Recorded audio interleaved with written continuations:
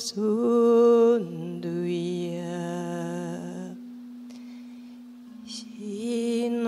shinonaya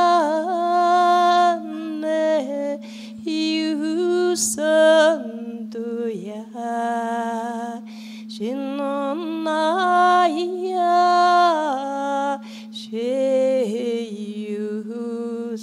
sheyustundu yanavaya yuvayo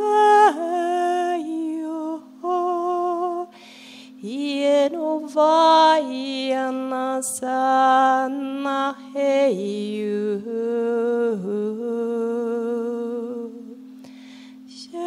shanonaya va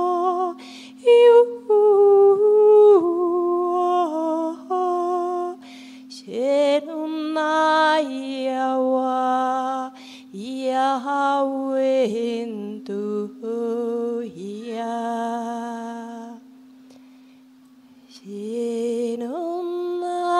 shanonaya wa Yehunduya shanonaya wa Yenuwandoha Yehuwandoha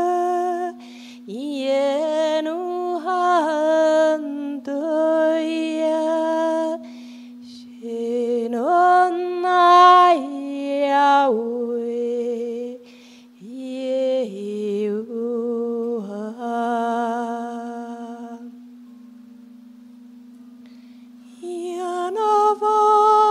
Yanavayahu Yanuanoya Yanuaya Nenosaya Wena Yantape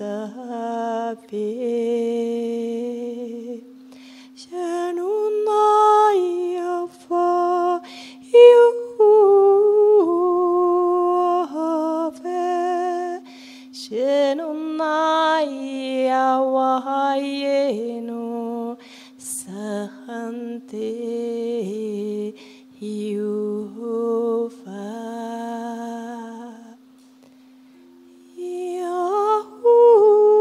Yahuwah Yahweh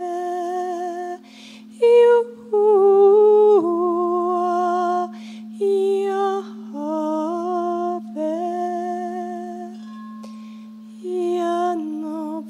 Yanavayava Yanavayava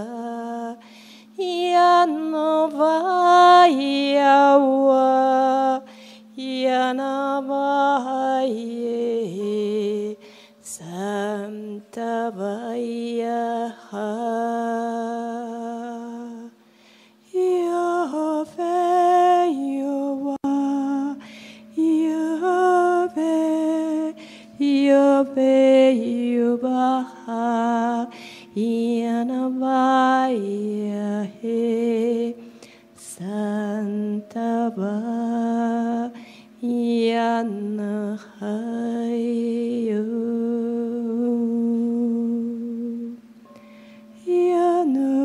Yanavahayo Yanahayo Yanavahayo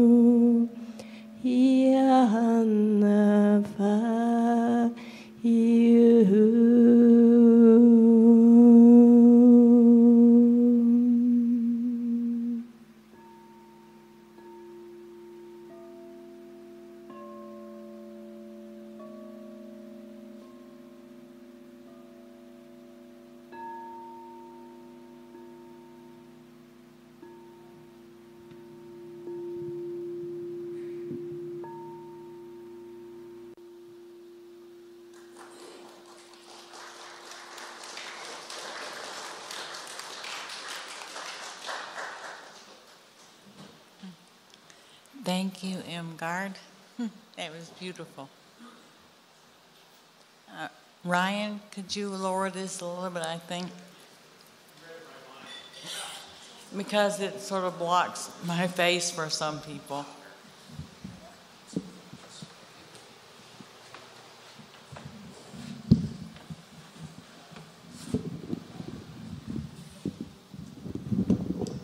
And I can sit up a little bit.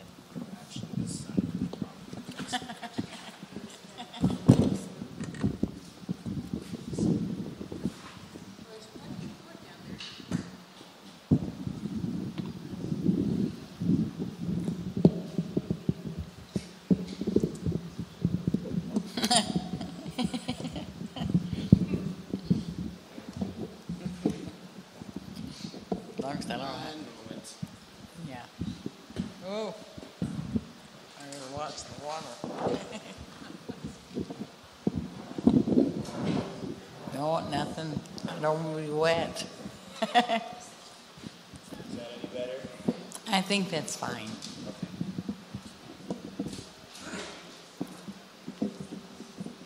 I won't have to turn my head, huh?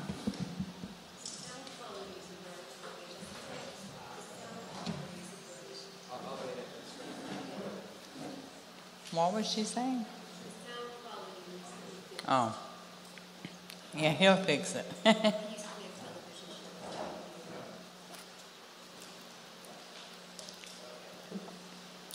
I know a lot of you weren't here this morning for Anya's introduction. And I will try to cover a little bit, because I know the most interesting thing to you is the astral dimension and life there. I'm pretty sure that's it. From my knowledge and my experience with people, they're more interested in that aspect of my life. And the rest of it's in the books. And I'm here.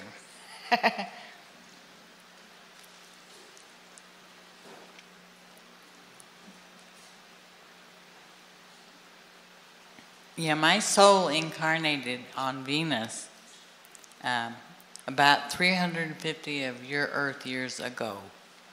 That's how long I've existed. Of course, I haven't been on Earth that long. But I am that old in this lifetime.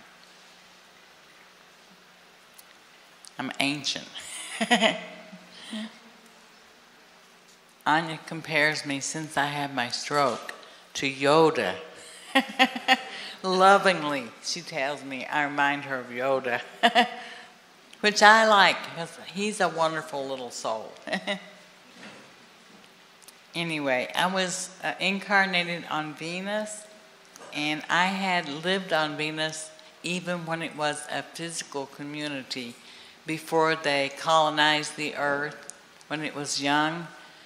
Because all the beings, human beings, the black, the white, the yellow, and the red, were brought here billions of years ago in huge motherships. They were given the guidance and the information from the spiritual realm that they had to bring human beings into this solar system. And so they left their home planets and got on this huge ship, and they traveled far, far out of this galaxy. I mean, far away. All these huge ships with all these people, several different ships, because you had one for each race of beings. And they all traveled to this galaxy and solar system in the Milky Way to bring human beings to this system. And when they first arrived, they chose Venus for the white race, the yellow race chose Mars, the black race Jupiter, and the red race Saturn. That was their original home planets. And they lived in this solar system, and they watched as the Earth was actually created and began its formation into a planet. And they all worked hard to bring different life forms from different systems, plants, minerals, animals, and they wanted to create a unique paradise on this new planet, Earth, because the Earth had so much water and it was just naturally beautiful. So they worked with all these life forms that they got voluntarily to come to Earth, and they volunteered to inhabit the Earth, and they created a beautiful ecological paradise on Earth by working in harmony together. And so this Earth was created out of the effort of millions of beings working hard to create a beautiful place for human beings to reside. And eventually, when their home planets here in this system no longer were inhabitable, they decided to come and colonize the Earth. And they started the first communities, Atlantis, Lemur, and all these places. And they brought human beings to Earth. So that is your heritage and your history. Actually, you are all star people. Your genetics and everything were given to you by ancestors from the other planets a long ago. And the Earth history is very diverse, and unfortunately, because of the negative influences that help control the Earth, it's been destroyed many times, a lot of societies.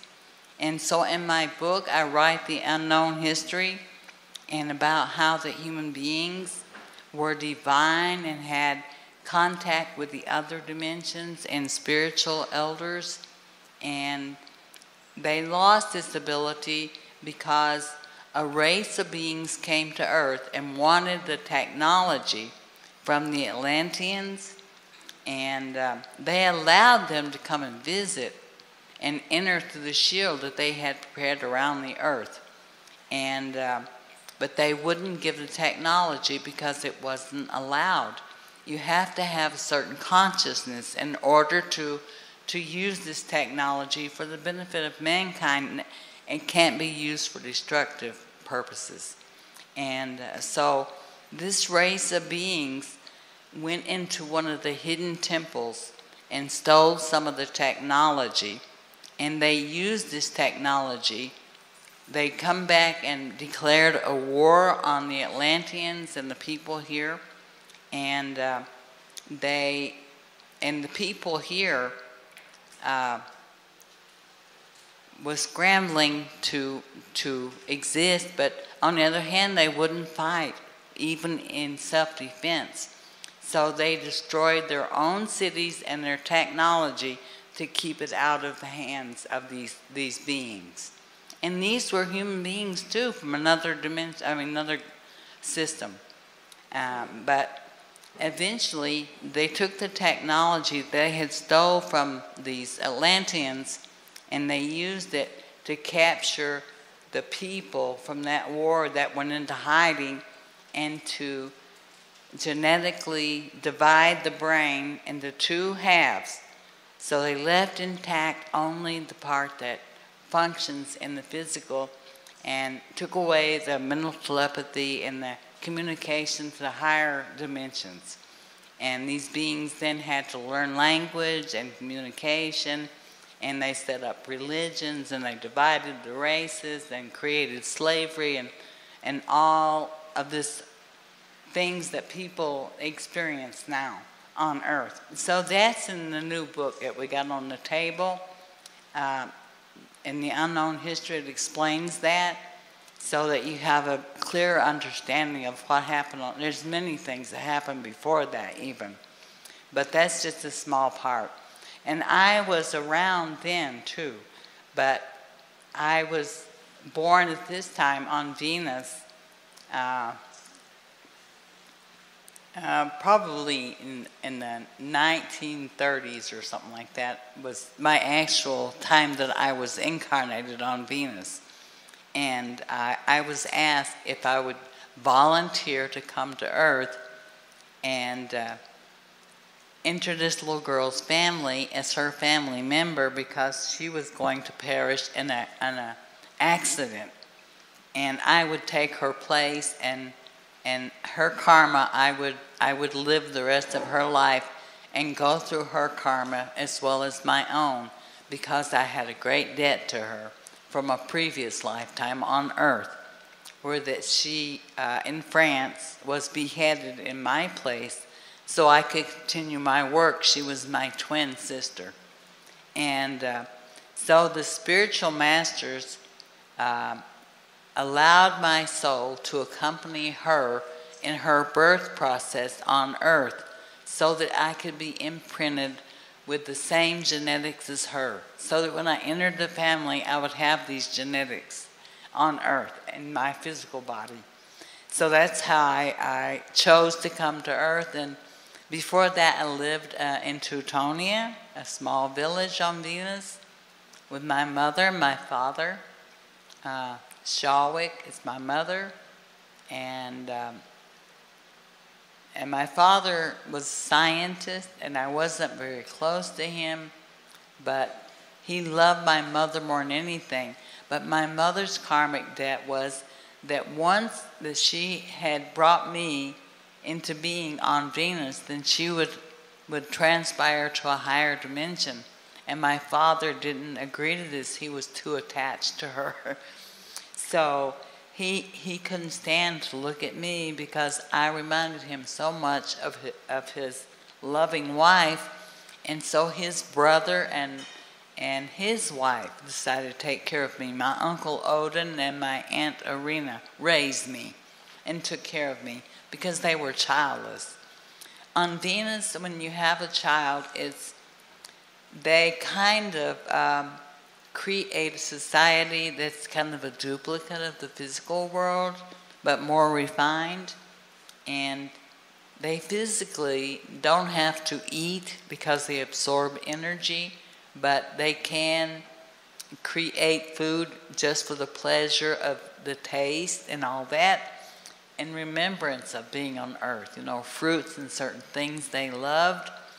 And you don't have sex, you just exchange love energy. And when a couple decides that they want to create a family, then the husband and wife will do a ceremony where they come together and stand very close together, and they do a mantra, and they call a soul to join their family unit.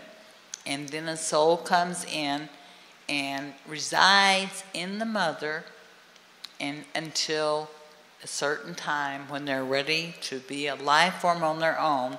They manifest the body, and our bodies they look very much physical, like our physical bodies here, but they're made of light and pure energy. So it's a lot different. So they call a soul, and she carries this soul, and then the child is born. And they have, of course, little corpses and cradles they put the babies in. It's very much like our societies here. And a child isn't forced to go to school except at a certain age when it's ready to learn on its own. It's individual choice. And then it goes to a city where we have all the temples of learning, and they have every temple is devoted to a certain subject. And it's a lot different than Earth society. And that is probably the most, the people love the most about the book, is that chapter about Venus. Because we have anti-gravity ballroom, and we can turn ourselves into a butterfly, and we can create our own environments. And there's no money, there's no jobs. We devote our whole time to creating things for human beings on earth to use that's necessary for life here. And so we have a lot of art, a lot of music, we inspire a lot of people on earth in the creative fields.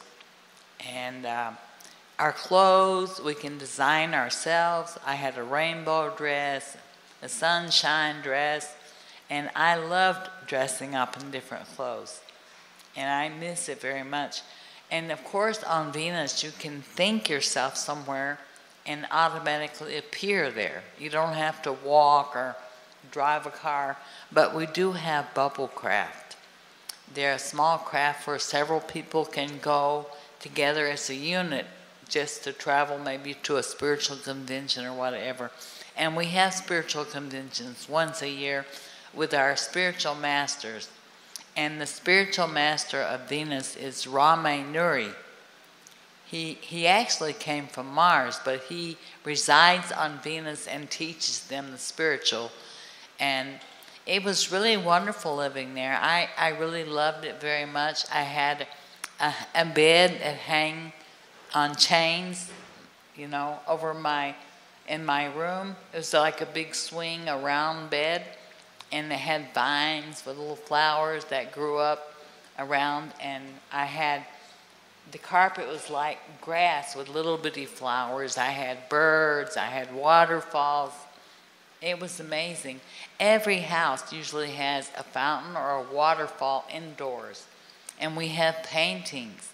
They change colors, and every color emits a sound. And the sound and the colors are always alternating. It's absolutely incredible. The things we can do with art. But that's for the future of Earth, I think. But anyway, you would love it. It's like heaven. It is heaven. It's where a lot of people go shortly after death. And we have a place there where that a lot of our ancestors stay in this one place. And when souls are traumatized in their death process, they're taken to a healing place and put in their souls reside in like little baskets, and they're healed before that they go on to their next life.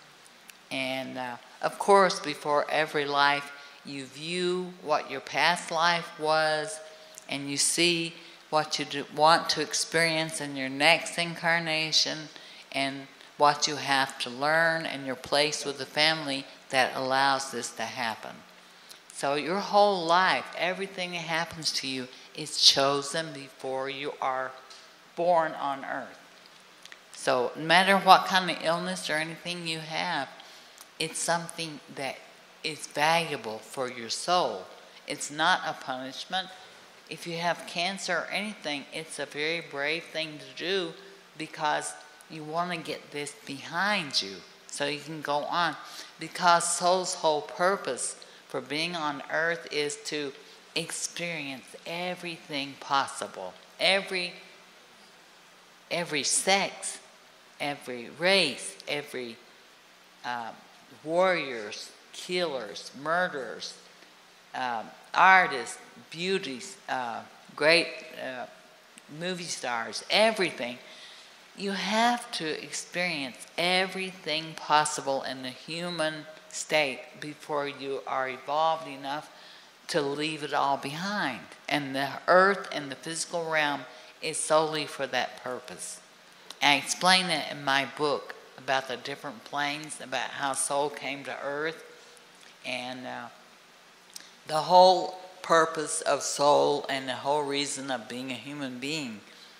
But first, before you were a human, you were a mineral. And you lived for thousands of years experiencing every state that a mineral can be before you're finished. And each incarnation as a mineral, you have to serve a certain purpose as that mineral before you can evolve to the next state. It's the way it is. A soul serves a purpose, and then it evolves higher.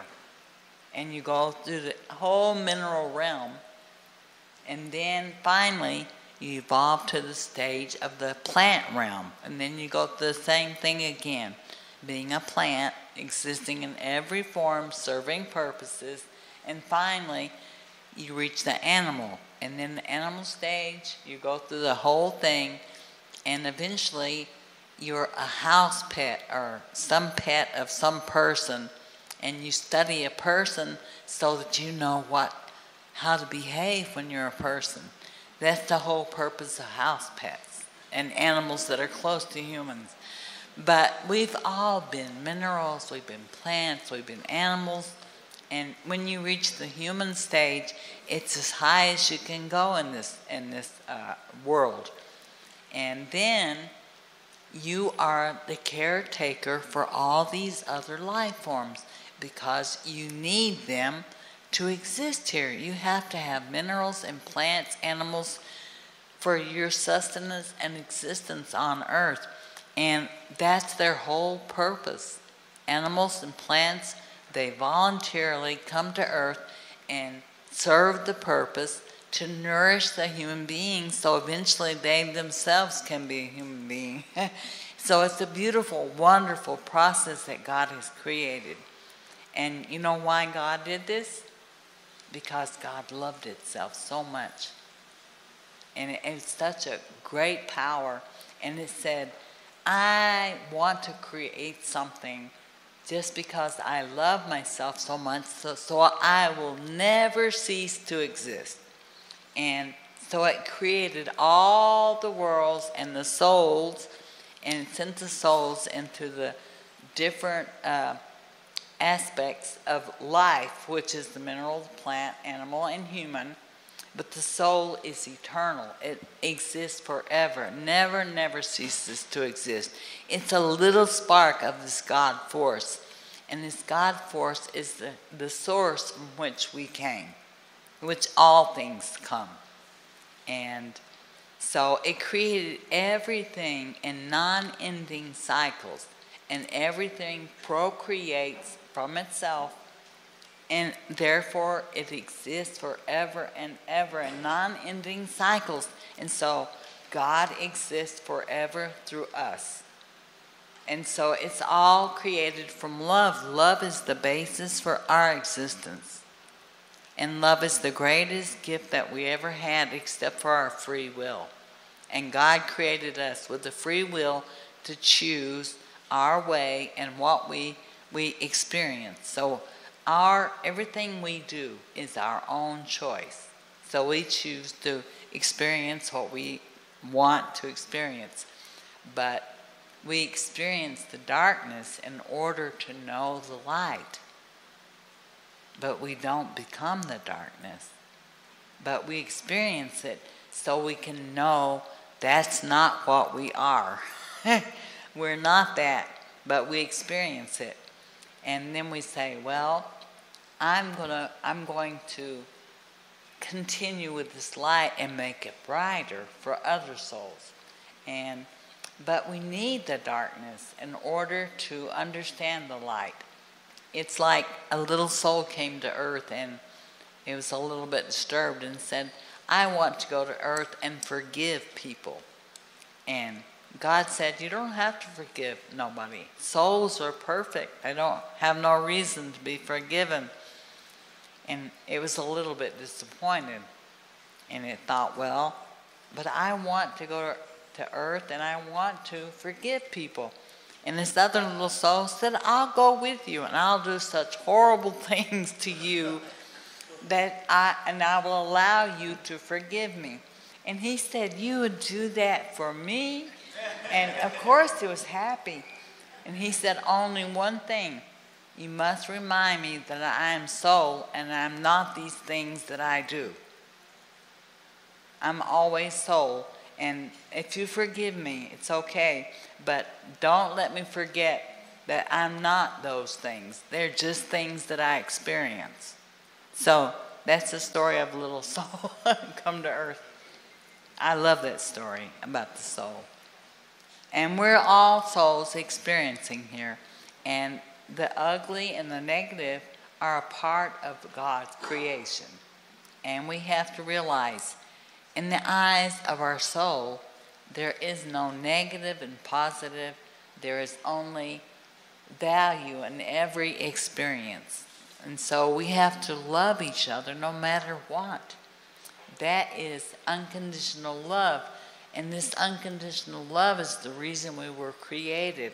And we must love people regardless of what they do or how they act, because that's not what they are.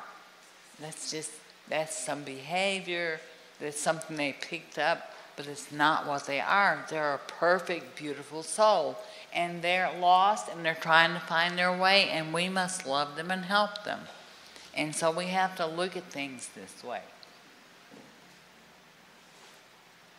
Hi, Rob. So anyway, I learned a lot by being on Earth, for sure.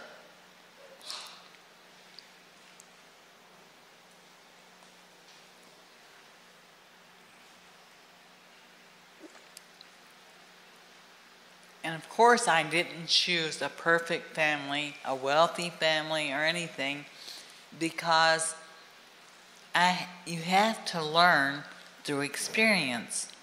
And if I was rich and pampered and everything, I wouldn't have much compassion for anyone. You know what I mean?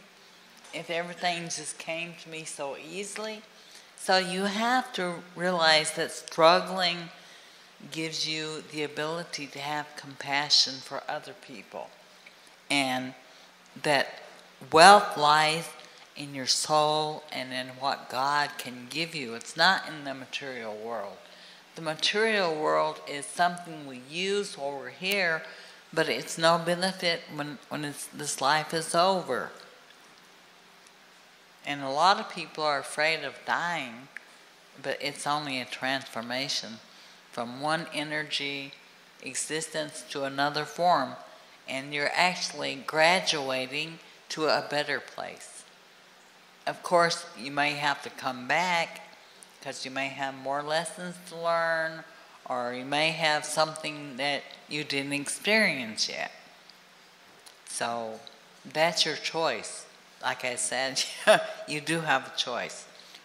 But sometimes you have to come back because you have to experience everything possible. If you can really think about it, you've been here a long time. Your existence has already been thousands of incarnations, and you just don't remember. And what we're trying to do with the transformation is to allow you to have this memory that's carried by your soul, connected to the mind, so that you consciously can remember. And that's what we want to do.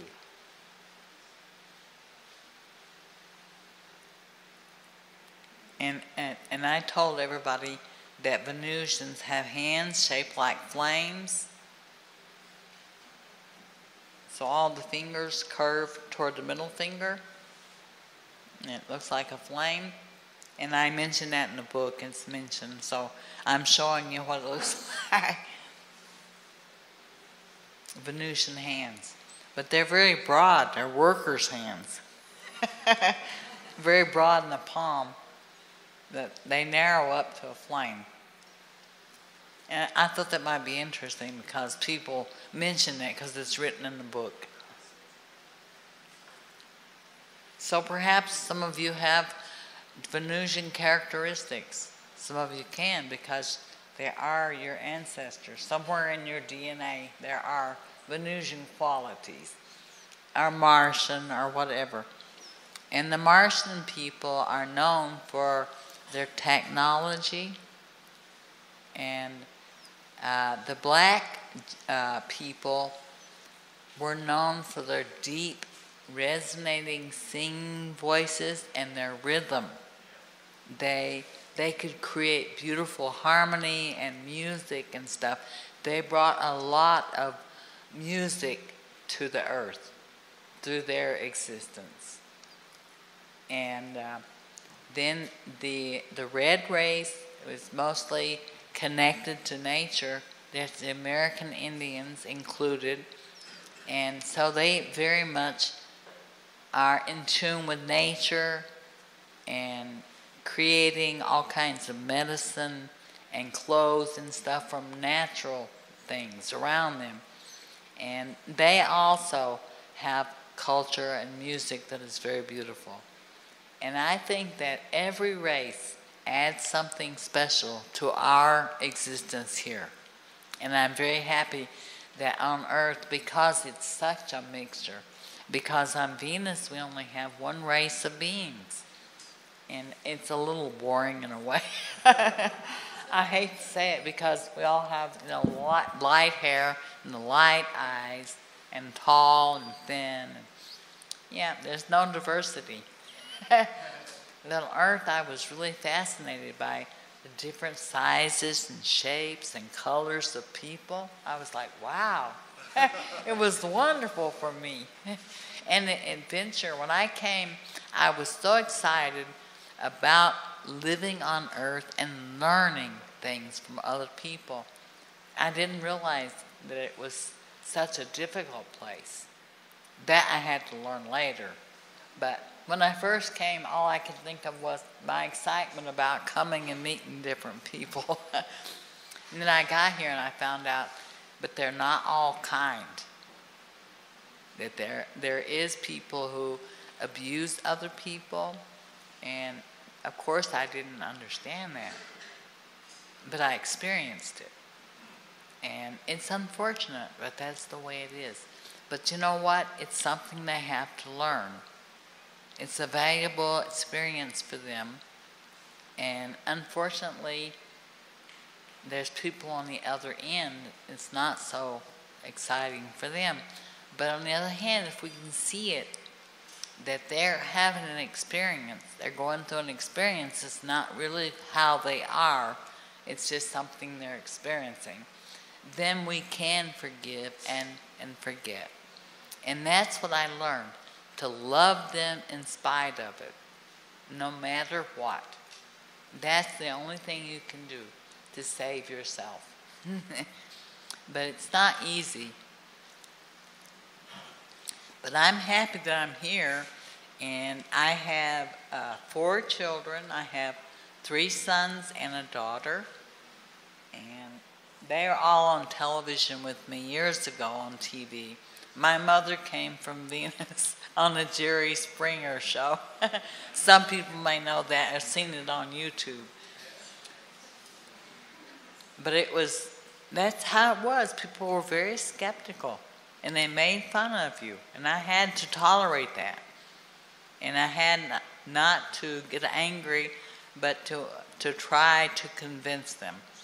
And the only way I can convince them is just telling them what I know and what I am. And whatever they think doesn't change anything.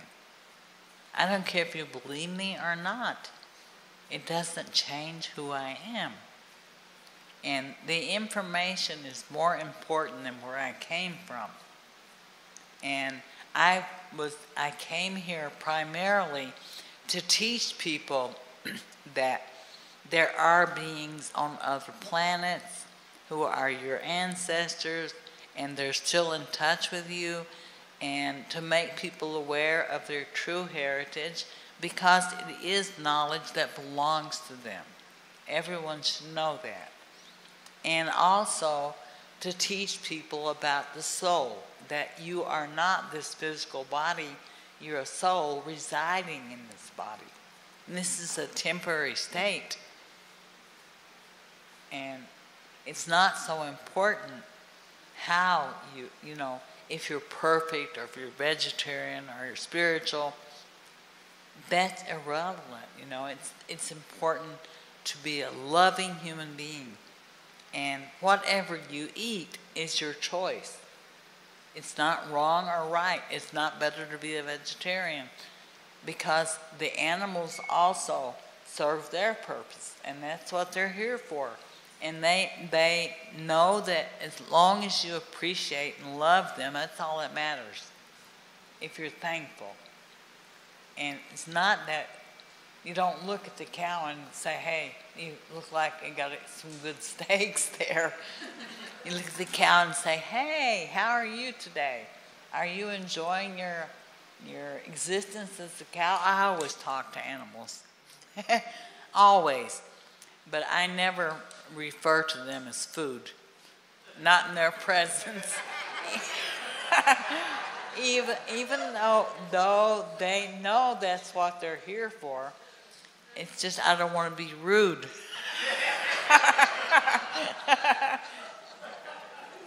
I don't want to say you look like a fine pork chop. to a pig. Poor little pig. Pigs are so cute, but I love bacon.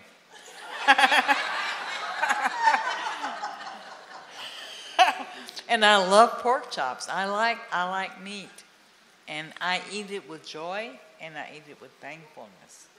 Because this nourishment is from, of course I don't have to have it 3 times a day, every day, but I do enjoy it every once in a while, and I want to do it with a clear conscience and feeling fine, because this animal served its purpose, and now it can eventually be a person through its sacrifice for me, or for us. And I think this is such a wonderful thing. One time I was the cow, or one time I was the pig. So I had to serve this purpose too. But it allowed me to be what I am today. So it's okay to have meat, it's okay to have vegetables, long as you love them and you say, thank you for your existence and nourishment I receive from you. That's all we need. And then you're fine. And I don't believe in judgment of any kind. I think it's terribly wrong to judge one another, because we are all equal. And nobody is above another. Nobody's better. I just have more knowledge that I have retained, but I'm not better than anyone else. I'm just a being that's sharing earth with you. But I've existed a long time. I have a lot of information which I will willingly share, but I'm not better. And I don't want to judge anybody, and I do smoke 2 or 3 cigarettes a day or so, and I love beer, and I like wine. I like to enjoy myself, and you know, God wants us to enjoy everything we can on earth, because you can't enjoy it when you don't have a physical body. So you have to enjoy it here, as long as you're not interfering with someone else. I mean, I know cigarettes now are anti-social. They used to be social.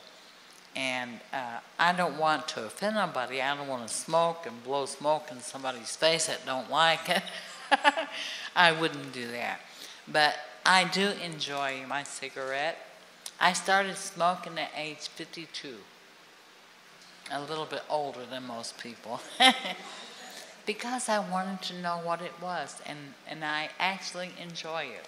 That's why I smoke, just because I enjoy it. No other reason. But I would never throw a cigarette butt anywhere except in the garbage or an ashtray. Because, no, I just don't like to do that. Nowhere, not even standing on someone's sidewalk. I put it out and put it back in my cigarette carton until I get to a garbage. Because you want to be respectful. And people don't like cigarette butts laying around on the sidewalks and places. But I know a lot of people are happy when I tell them that. They don't have to sneak and smoke or feel bad. And they can enjoy it in my presence with me, and it's all fine. And same for alcohol. I love to have a little drink of wine or something every once in a while. And I want people to enjoy and be relaxed and not feel guilty or feel like you're being bad. Don't feel bad, no. Enjoy yourself. I hope you enjoy my party tonight.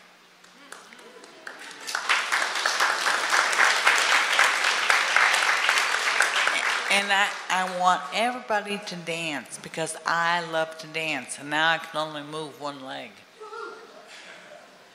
But I will certainly enjoy watching you, it's for sure. I danced at workshops and seminars for years. I love dancing. Of course, I did free dancing, interpretive dancing they call it.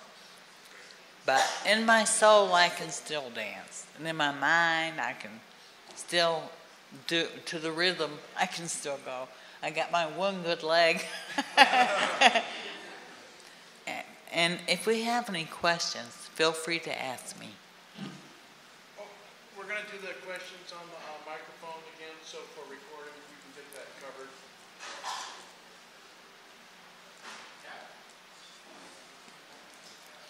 And what is the young man who gave us the crystal's name?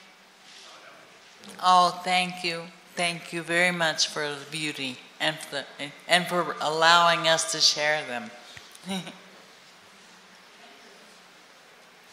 Omnec, thanks very much for your book. I really enjoyed your first book. I'm looking forward to the rest of the trilogy. My question is, did you ever have lower astral beings on Venus? And what does God look like there? Is there any manifestation of God there? Thanks. No, there is no manifestation of God. God is in everything. If you want to see God, you look at a drop of water or into another human being's eyes or any living being, and there you will see God.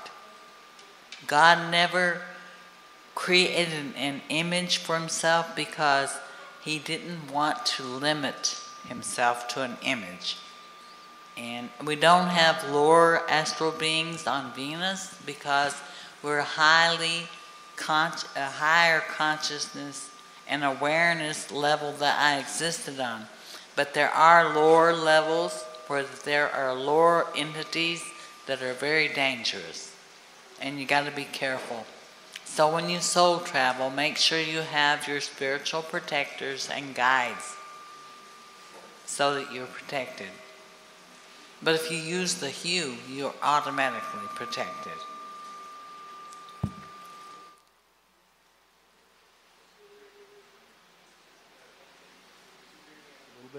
Hello, test. There we go. Omnec, I was interested. You talked about the different races that came here billions of years ago, the red, yellow, black, and white. Did they know each other? Was it kind of guided by the divine creator who's kind of populated the system? Or how did they all come here at the same time? Or they come here of years apart and come to know each other? No, they came at the same time. They were all guided by the higher beings and told to come to this place. And they all were told how to prepare and how to come. Were they from this galaxy or some from outside the galaxy? Outside our galaxy. And you mentioned the beings that came here and wanted to take the technology. Were they from a particular system? Was this? Yeah, they were from the Pleiadians. The Pleiades, okay. Yeah, but the Pleiadians are diverse. They have the negative and the positive beings. They have the higher evolved beings, and they have the ones who are not so highly evolved. Were these, some of these Pleiadians were, could you talk a little bit about, we hear the reptilians, and not to judge any one particular genetic racial phenotype in the universe, but we seem to have a lot of information, and I think you mentioned it in your book, Pure Love, a little bit. If you could, what inspired these beings to be this way? Is most of the universe very positive, or is there negativity and wars going on all the time in the universe, or is that kind of a localized thing? No. Is that caused from some sort of default or a fall? It's just part of when the negative energy manifests in the physical, they have an aggressive and controlling energy. And that's just the normal energy in the physical realm. So the whole physical realm has problems in this area of control and not control. And so the wars and everything have developed out of the resistance to control and the ones who want to control. And of course the negative tendencies for destruction all is the negative forces try to really put their energy into human beings and to create this destructive nature. And this is what we have to overcome. We overcome that by being pure spiritual beings and concentrate on the creation and creativity rather than destruction.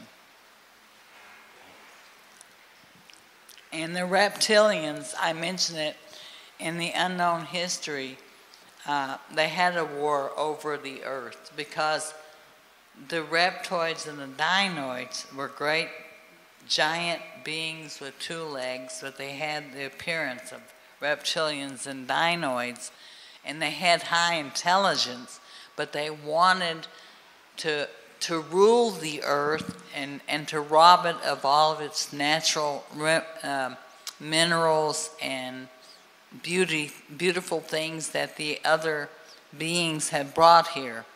And so there was a war took place on earth, which is mentioned in there.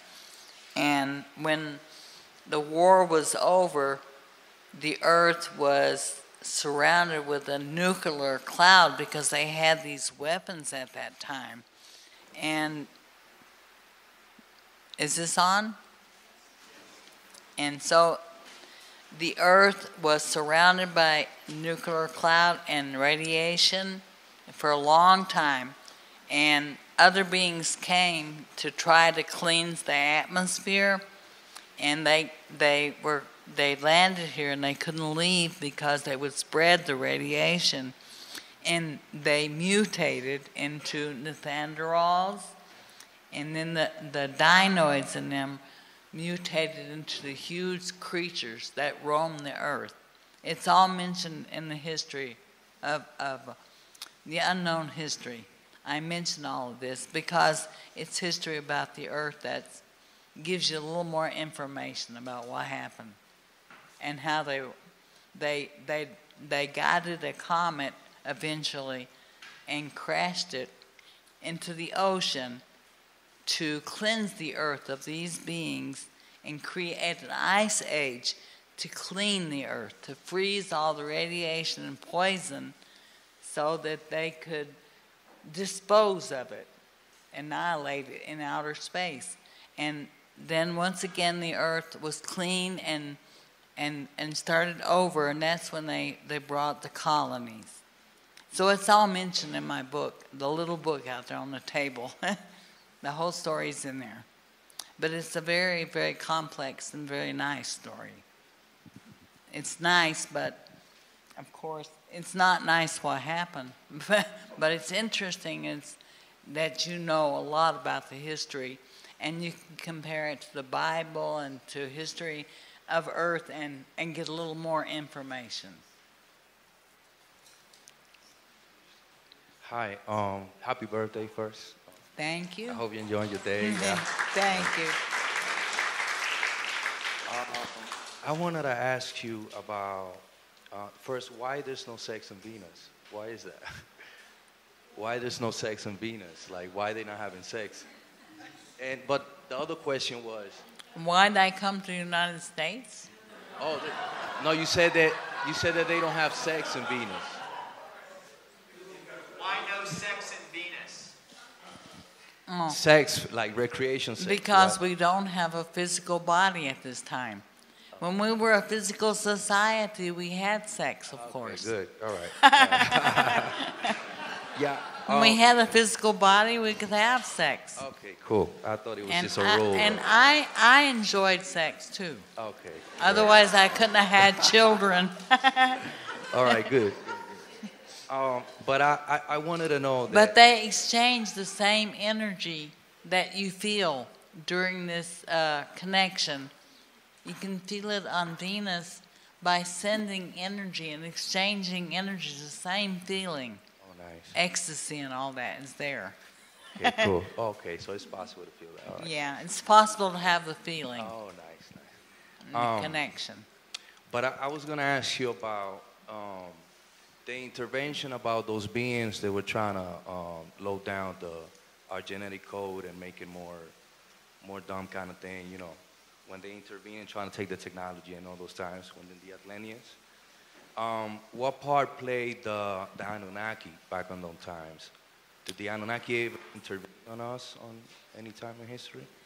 No, and I've just started hearing about them lately, and they have nothing to do with us or you, because you are free of karma now. In 1999, when we absolutely were sure that the transformation was in process, man was freed of his individual karma. So the only karma that can be created is something that you do now that you don't atone for. So you're all free. You don't have to come back. Nobody can make you. Not for karmic reasons. If you come back, it's only experiences that you haven't had. Omnec, as you were talking today, you talked about animals being a food source for us and that they're serving their purpose, part of their purpose for being here on Earth. And then I got to thinking while you were saying that there are other races here that have a control agenda that use us as a food or energy source for them. And what I began to think was that maybe there are a lot of us here. I also thought of your story about the little soul. And so what I was thinking is, are the reason that some of us or all of us here gathered on Earth under the influence and control of these negative races that are using us as a food source, are we here to help be an instrument in teaching them compassion? Of course, we're supposed to be an example, and we're supposed to share and raise the consciousness of man. That's our whole purpose. But as far as I understood, our ascended masters, the spiritual masters, have connected all of the hidden spiritual temples on earth with a band of energy that prevents any negative aliens from coming to earth and doing anything against anybody's will. They're not allowed to do that unless the human being has individually made an agreement with them on their own. But they're not allowed to interfere or to take advantage of human beings anymore. It's not allowed. The transformation is in process, and these are laws that forbid this from happening. So you're all protected, you're all fine. There's nothing going to happen to you because we want to protect and to help the humans evolve back to the original state that they were when they first were brought here. And that's what the transformation is about. New chakras are being created. Your DNA is changing. You'll have high-pitched sounds in your ears. You'll feel dizzy. You'll feel your vision might be a little bit blurry sometimes. This is all the transformation process happening.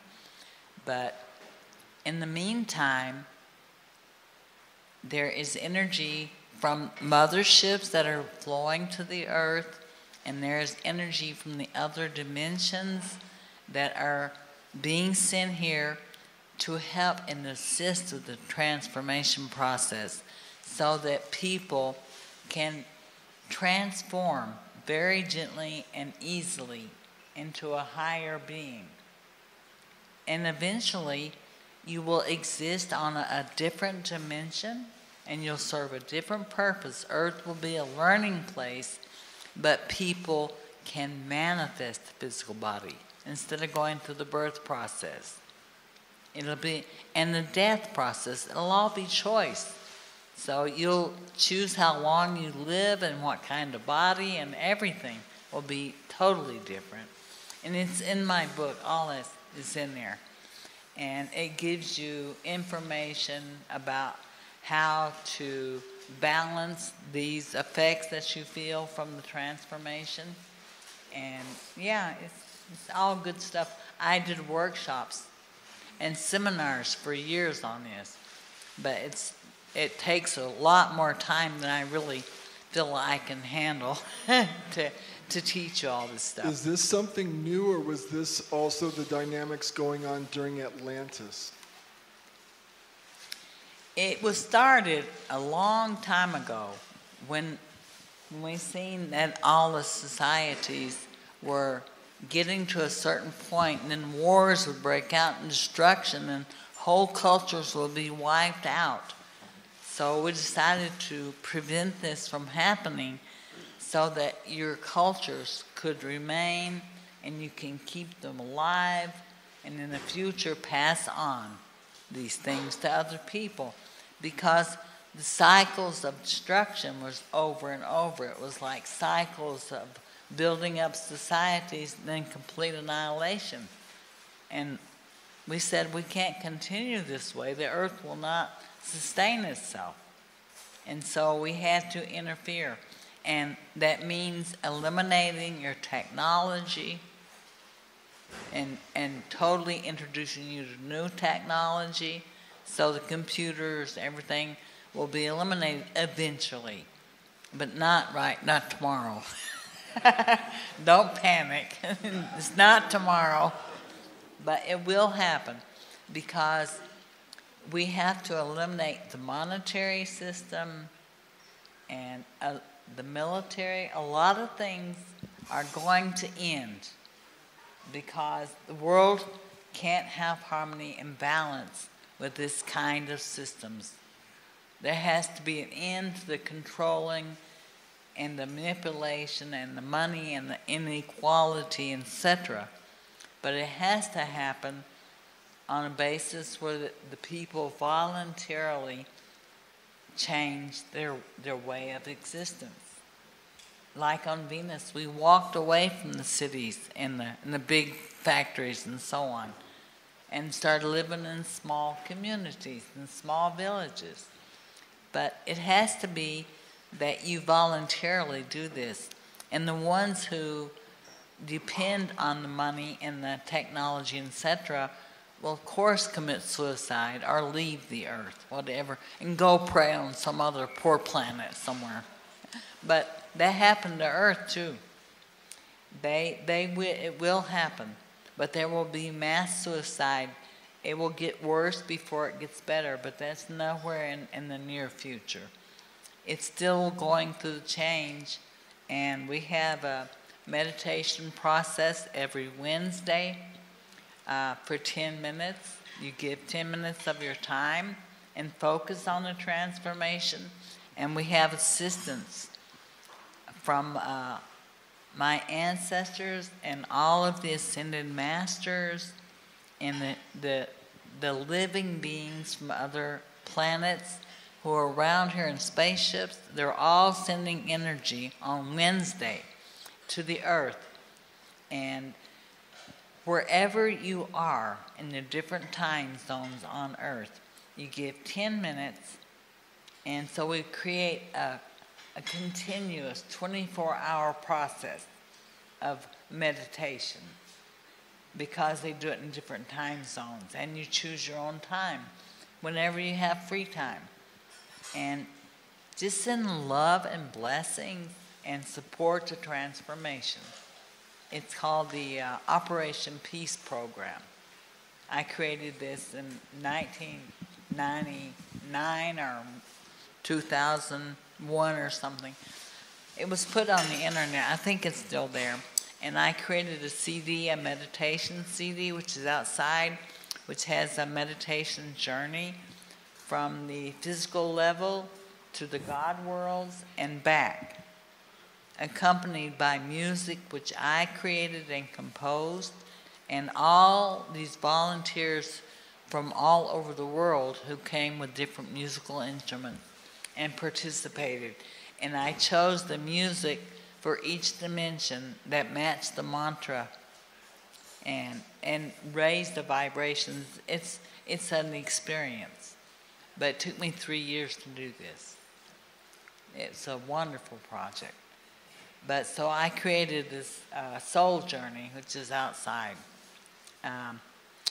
And many people have experiences when they take this journey. It's really long.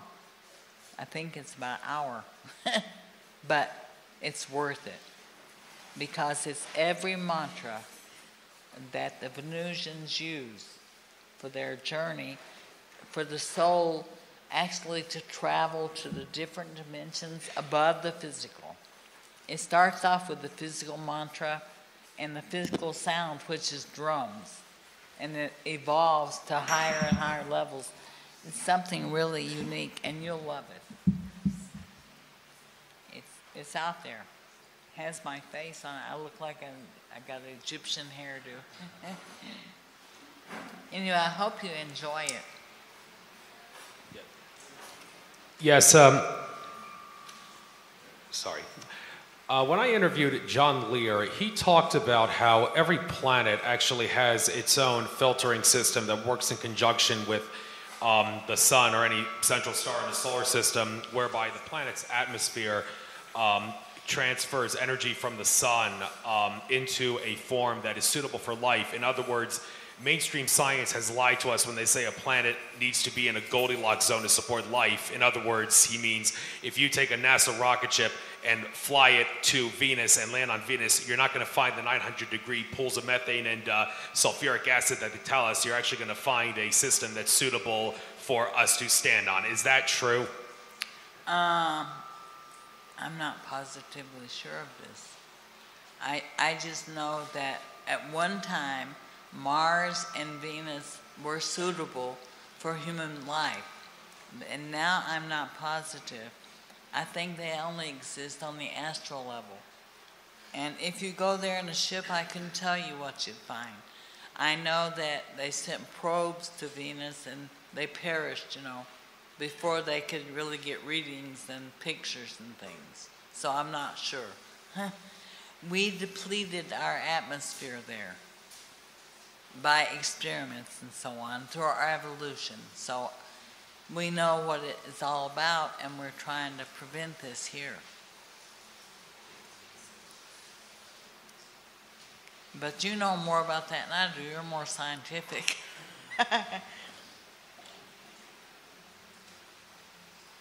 Happy birthday. Thank you. Hello, can you hear me? It's on? It's on? Okay. Happy birthday, Omnec. We share a birthday. Well, my birthday was yesterday and yours is today. So I'm glad to hear. Really? Yes, I'm Well, glad to hear. happy birthday. Well, happy birthday to you. Make sure you have a drink with me. I will. I will. And I want a hug and a kiss, too. Okay, you got it. No questions asked. Oh, thank you. I just wanted to ask, before you came to Earth, did you have an experience with the Chimeras, specifically, I don't know, Sonic Chimera? Just a curious question. No, not really. Okay. But I lived on earth with Christ. At one time I was one of his disciples when he was on earth. And it's in my book as well. Thank you. Hi, I'm wondering if you were unconditional loving from the beginning. You had to go through an initiation process or training or anything like that, because I want to be unconditional loving towards everybody, but I'm not there. So I'm wondering what you recommend. I think it's something that I brought with me. It's something that my soul carried.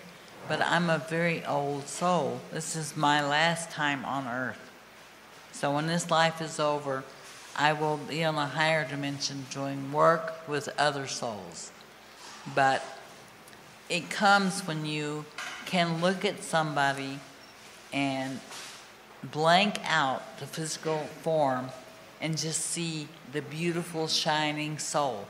What I see is every soul is like a unique jewel.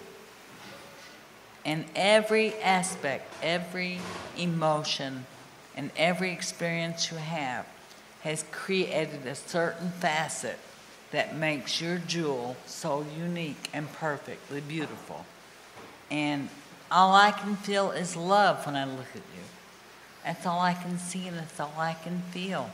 I feel and see pure love. All of you are so beautiful, really. And I know some of you from previous lifetimes, and it's like always like a family reunion for me to be here in your presence. And I feel the love and appreciation, and I only see beauty. That's all I see. And I hope eventually that you can see and feel what I do, because it's really wonderful, believe me. And I meet with some of you in the dream state, and I know I've experienced many times, many places with you people, and enjoyed being with you and loving you. And I really am so happy that I was invited here, because after my stroke, I really don't go many places, and Rob invited me, and I made a special effort to come. Hello, babe. That sparkles. Hey, sparkles. Yeah. Thank you, Omnec. Yeah, I made a special effort to be here, but it's unusual for me because I'm really not a person that roughs it or camps or anything. So to be here is very unusual for me, but I'm happy, and he took good care of me. I want to thank you for coming. Of course. Hey, Omnec, I wanted to, there were a couple things there, and in the Bible, in the higher dimensions, they talk about the lion laying down with the lamb, and we do have conditions here, of course, where the animals aren't actually happy in their existence, and it's an unfortunate, and some of our food is actually poisoned on purpose with antibiotics and stuff. Aww. So eating the meat obviously isn't as healthy if the animal was free. I'm kind of curious on the, and I know the Ascended Masters and the traditional teachings of the Great White Brother Sisterhood, not the Ku Klux Klan. White stands for purity, but as traditionally, it was recommended to, before initiations, to not eat meat and stuff like that. If you could comment a little bit on the higher dimensions. I was told that in certain physical planets, they put their hand under a thing that reads exactly the minerals that they need, and then a liquid vegetable and plant extract and so on. Some worlds are vegetarian. I was kind of curious, is that something that we're coming towards in the transformation, that won't be necessary? In the transformation, it'll be different, but now we reside in the physical, and it's a positive and negative environment. And so in order to be balanced, you have to incorporate some of the negativeness into your system for it to be balanced. You can't live pure and special in an environment like this one. You have to have something to protect you, and it's very difficult. So you have to find your balance. Everybody has to find their balance. I can't tell you how to find that because it's up to you. But if I were on a different planet, I would totally exist in a different way because it would be more natural with the surroundings. It's Earth that I'm on, and I live by the Earth standards. You can't be purely positive and exist here. When you reach that point, then you no longer are in the physical world. So while you're here, you've got to accept and incorporate some of this negativity into your body. It's like smoking actually helps me to be more balanced and adjusted because it lowers the vibrations a little bit and makes it easier for me to concentrate and communicate with people. It's like it creates this negative energy within my body, which brings me down to the level where I can communicate with people around me. But that's for me. And the drinking is also, it's like, well, I partake because I'm on earth and I exist in your environment. But I wouldn't recommend it, of course, if you're going to a higher dimension or a higher planet. You'd have to exist by their ideas and understanding of nourishment, of course. Hello, Omnec. I'm so grateful to be here. I came all the way from Jackson Hole, Wyoming, and I remember sitting in my apartment. I read all 3 of your books, and I was sitting in my apartment, and right after I read all 3 of your books, I saw on Facebook that you were going to be in Shasta, and it was around the time I come. Almost every year I try to come around this time, so I was just so amazed that you were going to be here. Aww. And I traveled really far, and I've stayed in Shasta for a few weeks camping, and it's been challenging, but I'm just so glad I stayed long enough to see you. Oh, I'm happy you're here too. Thank you. I'm looking forward to getting a hug later. I would love a hug. I love hugs. I'll stand up here and I'll hug everybody that wants one when I'm finished here. And after I go to the toilet. Then I'll get as many hugs as I can because I love hugs. It's exchanging soul energy. So for me, it's special. And I also have one question. Yes.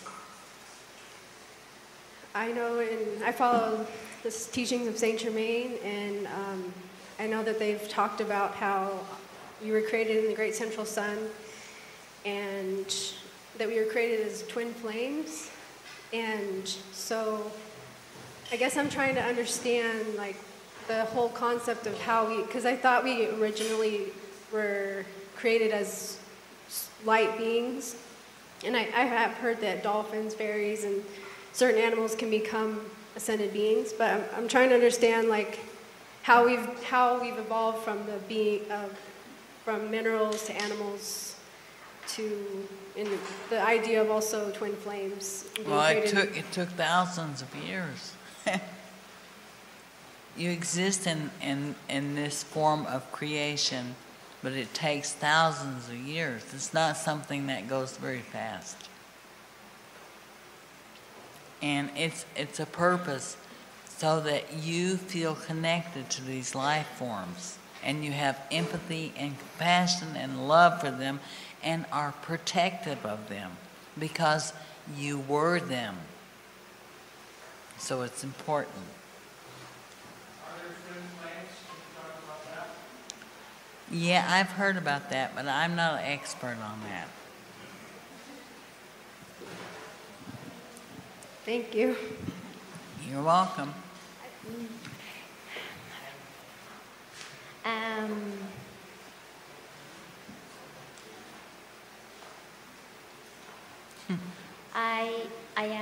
I fit in a small suitcase. I am very loving and caring, and I don't eat too much. So my question is this: can I go with you when you pass away? If it's your time. You understand what I ask? Can I go with you when you pass away? I don't eat too much. I'm very loving and caring, and I can squeeze in a small suitcase.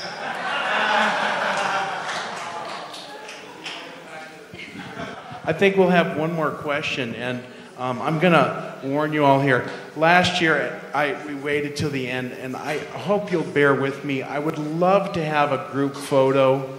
Wouldn't that be nice?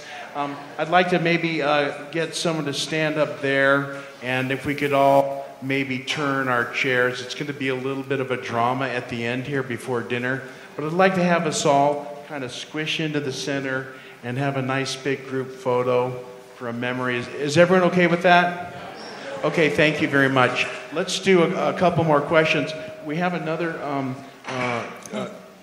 presentation with Omnec tomorrow afternoon. It's going to be a little shorter, and we'll have more questions because it's really fascinating, I know. So we're going to go to dinner. We'll take maybe one more question now, and then we'll do more tomorrow, okay? Thank you, Omnec. No, just one question. Omnec, could you please share with us what's your point of view about Jesus? Yeah. Jesus is a very special being, and he brought a certain consciousness and awareness to earth. He was teaching about love and understanding, and I wrote in my book because I met with him, and he is being held because so many people do everything in his name. Like in the name of Christ, they baptize their children. I mean, some people, everything is done in the name of Christ. And Christ really wants you to take responsibility for things that you do so that he is released and can evolve himself. He resides on the causal in a place, it's heaven. The Christian heaven has been created by the thought force of all the human Christians. They created a heaven, and Christ resides there. He can't go any higher until people release him and take responsibility and don't do everything in his name. That was actually created by the Romans to hold him, because they knew that. And they put that passage in the scriptures. That was not from Christ, that you do everything in my name if you believe in me. They did that because they knew they wanted to hold him to prevent him from returning. So I wrote about it in my book, and I appreciate you asking. So I hope that clears it up a little bit.